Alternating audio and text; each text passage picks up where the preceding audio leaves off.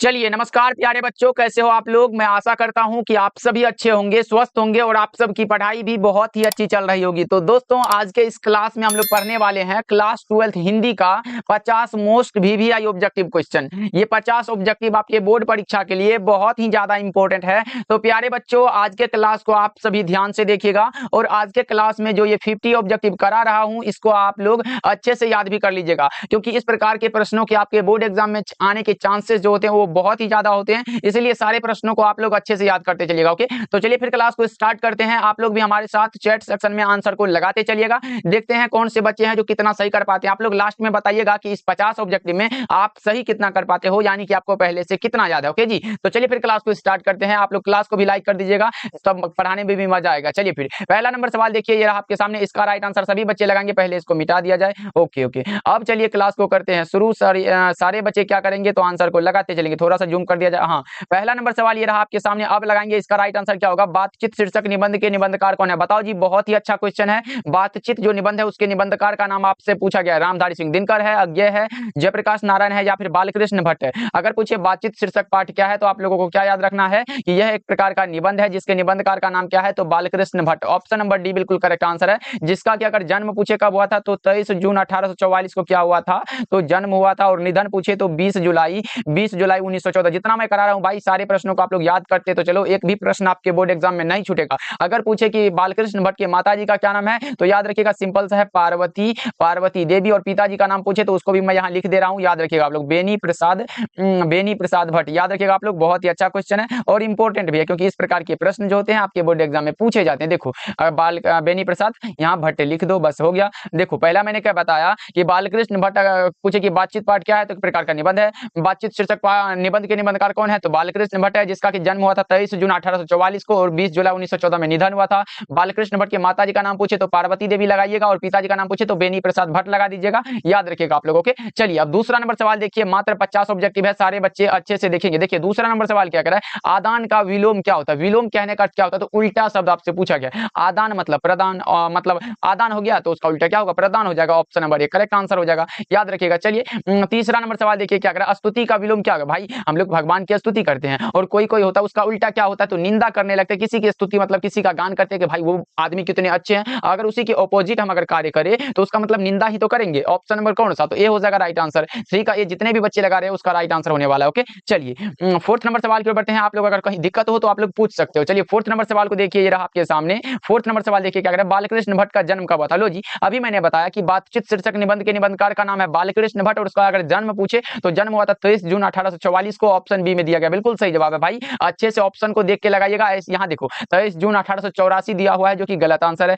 20 जुलाई 1902 गलत है। 18 दिसंबर 1834 ये भी गलत है। तो सही कौन सा है, तो 23 जून 1844 वाला सही है। ओके, चलिए पांचवा नंबर सवाल देखिए क्या कर रहा है आपके सामने। ये रहा, चंद्रधर शर्मा गुलेरी ने कुल कितनी कहानियां लिखी। भाई चंद्रधर शर्मा गुलेरी, उसने कहा था जो कहानी है उसके कहानीकार का क्या नाम है, तो चंद्रधर शर्मा गुलेरी। तो गुलेरी जी ने कुल 3 कहानियां लिखी थी। कौन कौन, तो मैं यहाँ लिख देता हूँ। एक कौन सा था, तो याद रखना कौन सा, सुखमय जीवन। और दूसरा कौन सा था, इसको भी आप लोग याद रखना, बुद्धू का कांटा। क्या, बुद्धू बुद्धू का बुद्धू का कांटा, कांटा लिख दो यहाँ पे। और तीसरा कौन सा होता है, तो यहाँ पे लिख देता हूँ, उसने कहा था। क्या, उसने कहा था। जितना मैं बता रहा हूँ भाई याद तो करते चलो, सारी चीजों को मैं क्लियर करते चलूंगा। देखो सुखमय जीवन अगर पूछे कि यह प्रकाशित कब हुआ था, तो 1911 लगा दीजिएगा, करेक्ट हो जाएगा। बुद्धू का कांटा कब प्रकाशित हुआ था, 1911 लगा दीजिएगा। और उसने कहा था कब प्रकाशित हुआ था, तो 1915 लगा दीजिएगा। और अगर पूछे कि उसने कहा था कहानी कितने भागों में विभक्त है, तो इसको आप लोग याद रखिएगा 5 भागों में विभक्त है। इसको भी आप लोग याद रख लीजिएगा। जितना मैं बताते चल रहा हूँ उसको आप लोग अच्छे से दिमाग में सेट करते चलो भाई। अभी ध्यान भटकना नहीं चाहिए, एकदम क्लास पे, प्रॉपर क्लास पे ध्यान दो आप लोग, तभी सारा चीज जो है क्लियर हो पाएगा और अच्छे से याद हो पाएगा। चलिए तो इसका राइट आंसर क्या लगेगा, सी हो जाएगा करेक्ट आंसर। चलिए 6 नंबर सवाल देखिए, ये रहा आपके सामने। घ का उच्चारण स्थान क्या है। घ का उच्चारण स्थान पूछा गया।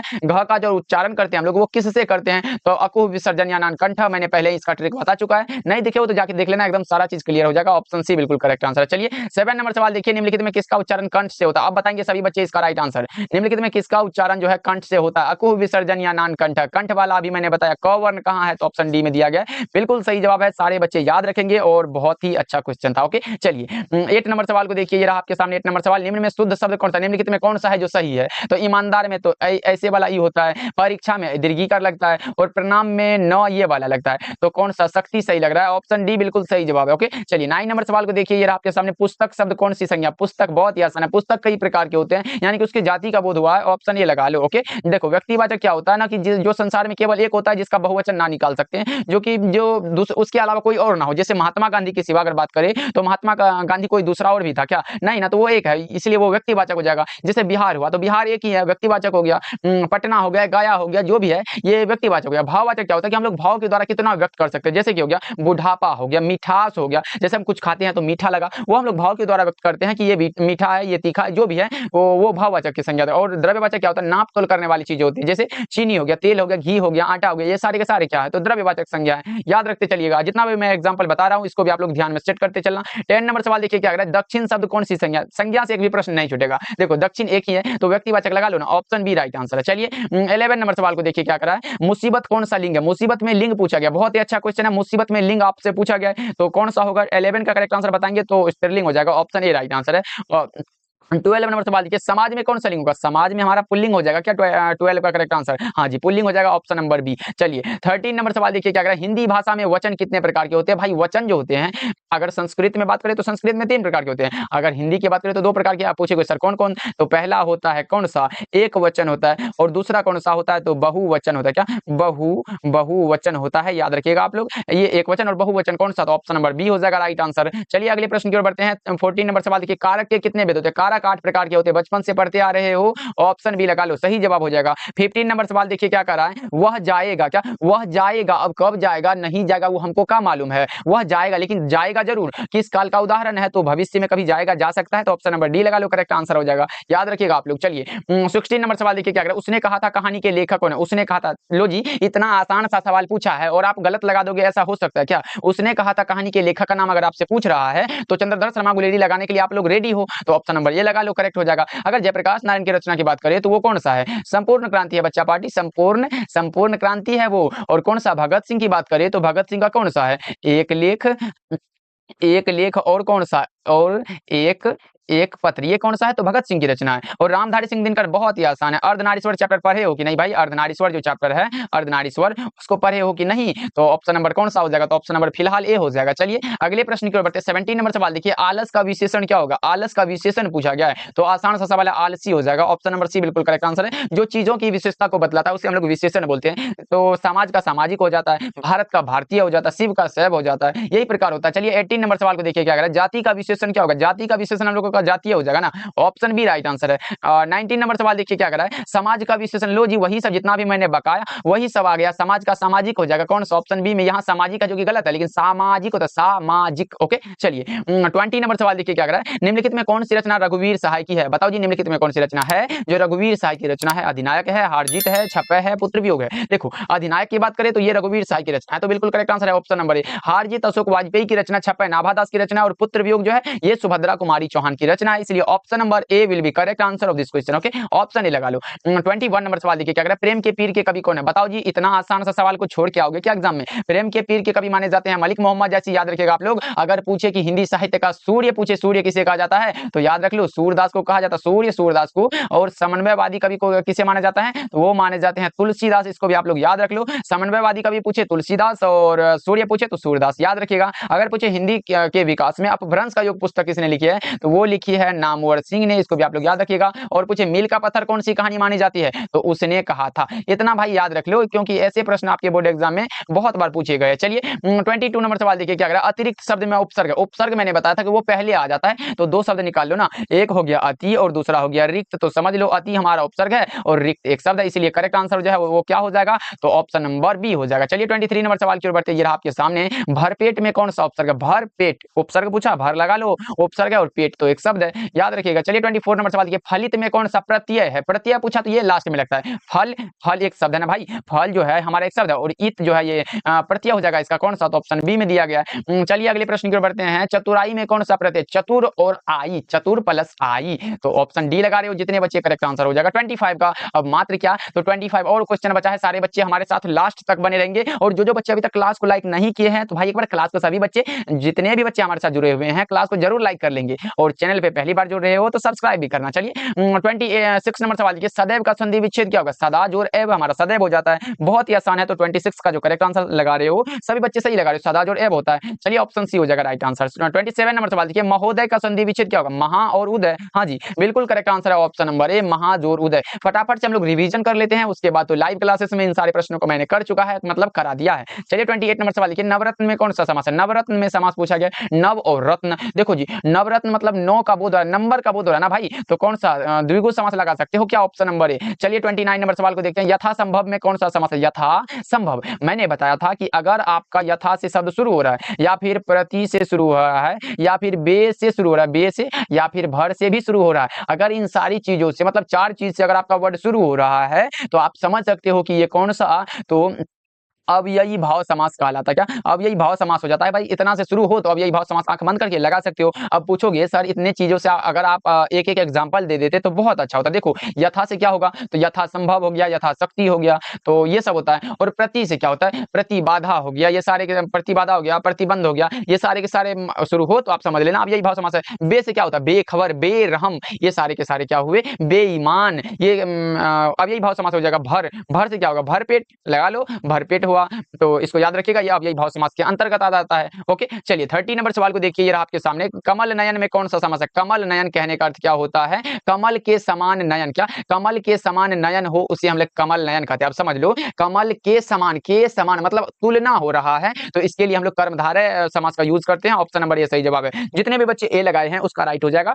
30 का। ओके चलिए 31 नंबर सवाल देखिए, क्या कह रहा है? कमल का पर्यायवाची क्या होगा? कमल का पर्यायवाची पूछा गया, मतलब समान अर्थ क्या होता है इसका बताओ आप लोग, तो जलज हो जाएगा करेक्ट आंसर 31 का। 32 नंबर सवाल देखिए, क्या कह रहा है? अग्नि का पर्यायवाची शब्द क्या है? अग्नि का पर्यायवाची क्या होगा? तो वो हमारा होता है पावक। ऑप्शन नंबर डी आपका बिल्कुल करेक्ट आंसर हो जाएगा। चलिए 33 नंबर सवाल देखिए, क्या कर रहा है? सज्जन का विलोम क्या होगा? बताओ जी, सज्जन का विलोम क्या है? महान होगा, दुर्जन होगा, अधम होगा, अधर्मी होगा, क्या होगा? 33 का करेक्ट आंसर बताओ आप लोग, तो बी लगा रहे हो दुर्जन। ओके बिल्कुल करेक्ट आंसर है, दुर्जन ही होगा, सज्जन का दुर्जन होता है। ओके चलिए 34 नंबर सवाल देखिए, ये रहा आपके सामने, इसको थोड़ा सा छोटा करना पड़ेगा या फिर सही है, चलो सही है। देखो अब इसका राइट आंसर बताओ सभी बच्चे कि दिनकर जी को किस रचना पर साहित्य अकादमी का पुरस्कार प्राप्त हुआ था? देखो जी, दिनकर जी को 3 पुरस्कार प्राप्त हुआ, एक कौन सा था? तो यहाँ लिख देता हूँ, एक था पद्म भूषण, पद्म भूषण सारी चीजों को आप लोग याद करते चलो, पद्म भूषण होगा। दूसरा कौन सा हुआ? तो साहित्य मतलब ये वाला साहित्य अकादमी पुरस्कार, और तीसरा कौन सा था? तो ज्ञानपीठ पुरस्कार, क्या ज्ञानपीठ पुरस्कार हो गया। अब समझा देता हूं सारी चीजों को।